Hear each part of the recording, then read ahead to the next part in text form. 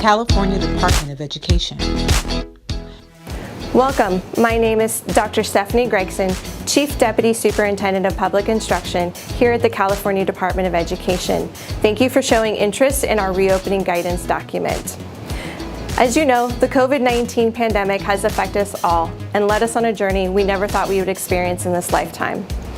The intent of this document is to be a guide for local discussion in reopening schools.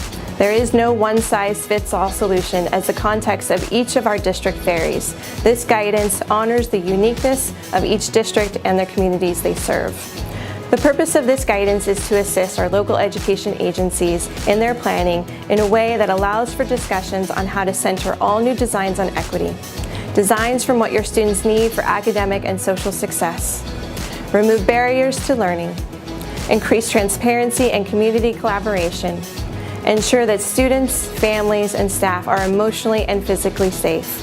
This guidance provides an opportunity for local education agencies to reflect on systems that may not have worked for every child, and an opportunity for all of us to lift up, educate, and care for every child we serve. In front of you is the table of contents outlining the various components of our reopening guidance document. I'm going to walk you through how to navigate the document and what you can expect to see and learn. The first section you'll encounter in this guidance document is health and safety. The health and safety section includes a comprehensive checklist for local education agencies to consider in their reopening planning. This checklist includes things around physical distancing, student and staff protective equipment, and physical areas on campus. Next is instructional programs. Within this component, you'll find information on instructional schedule models. We provide 4 different examples for your consideration. You'll want to ensure that you're considering the needs of your students and your community when developing your own instructional schedule model. You'll also find considerations for instructional planning, English learners, students with disabilities, career technical education, expanded learning, collaboration, and assessment components. Next, you'll find a section on professional relationships and learning.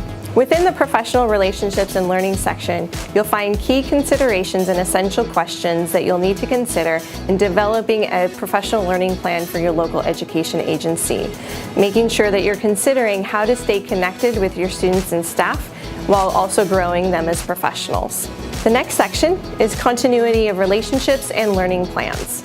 This section is geared to understanding how to be flexible in your instructional schedule model, because with California, as we know, we may experience another wave of the pandemic. We're going to be experiencing public safety power shutdowns and wildfires. So this section will help you consider how to ensure that the learning and the relationships developed can continue even if the school buildings are closed.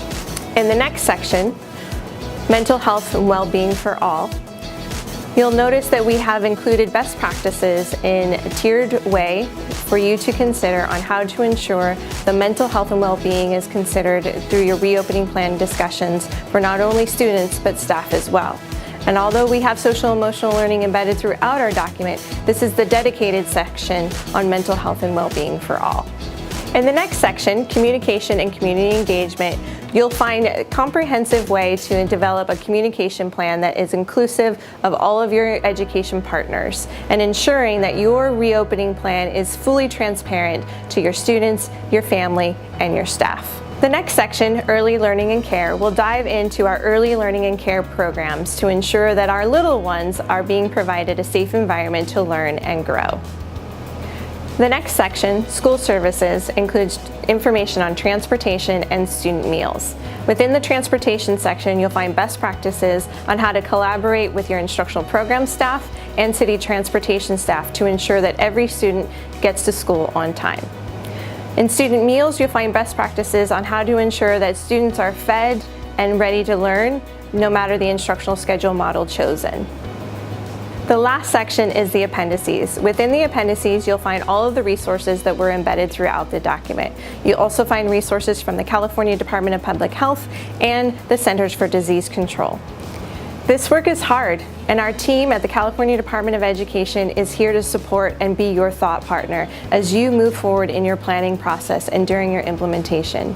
We are in this together as we all move forward, and we want to thank you for all that you are doing in serving our 6.2 million students.